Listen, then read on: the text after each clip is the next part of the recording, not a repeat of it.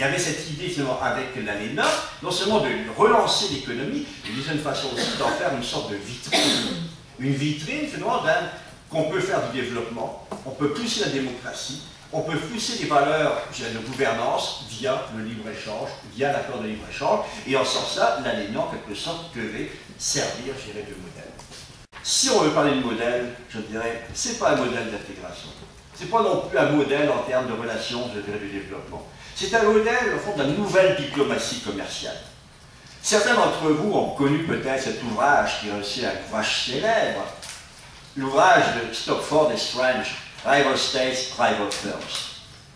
Ce ouvrage-là, il disait quelque chose d'extrêmement important. Avec la globalisation, on est rentré dans une nouvelle ère de diplomatie.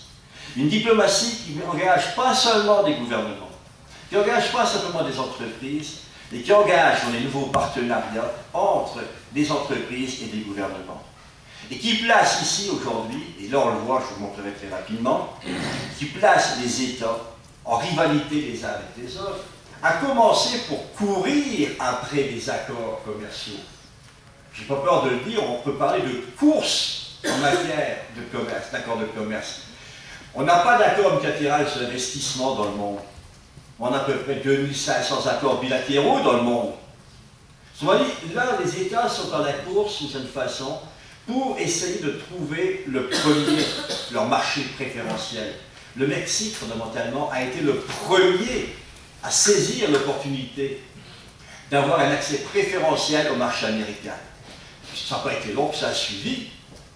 À partir du moment où le Mexique est rentré dedans, pourquoi pas le Chili? Pourquoi pas aussi, avant tout, les autres pays d'Amérique centrale, le Costa Rica, etc.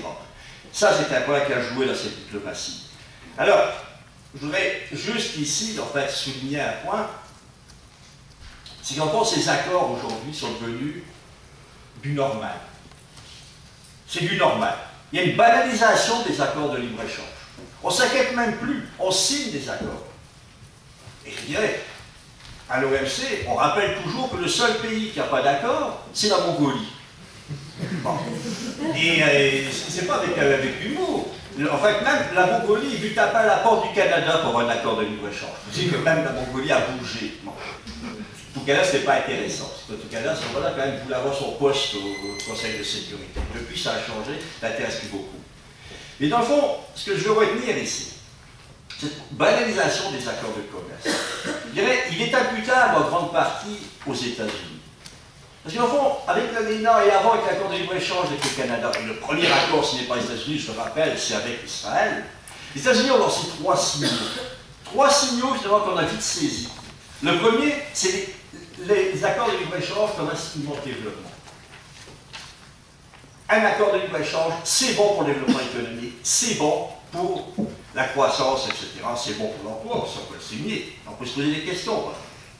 Le deuxième point, le deuxième message qui a été lancé par les États-Unis, c'est qu'en fond, la voie multilatérale est une voie parmi d'autres. Elle était peut-être idéale dans les années 60, mais aujourd'hui, c'est qu'on a compris seulement la réalité.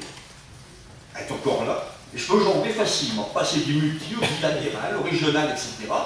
Mais en même temps aussi, le message qui est perçu par les autres, c'est que dans le fond, l'OMC, Genève, c'est pas si important que ça. On peut s'en passer.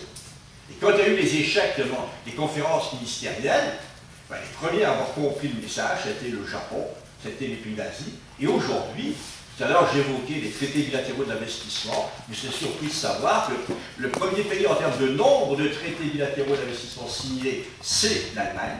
Et le second, tout juste derrière, c'est la Chine. Voilà.